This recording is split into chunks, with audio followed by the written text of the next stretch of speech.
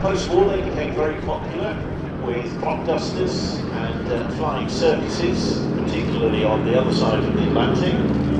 Many of them having their original engines uprated.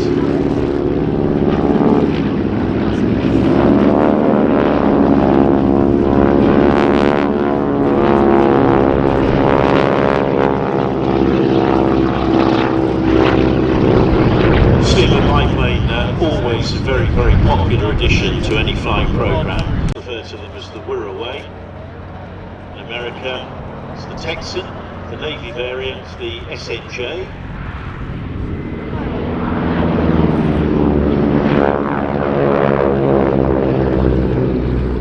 Unlike the Stearman, Harvards became very popular post-war as an affordable, although I use that word advisedly, an affordable warbird.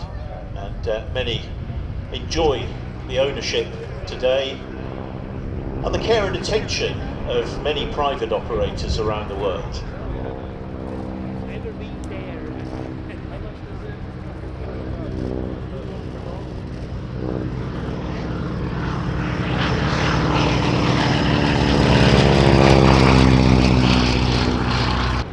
Because quite a lot of Harvards, including the second one here, were produced under license elsewhere.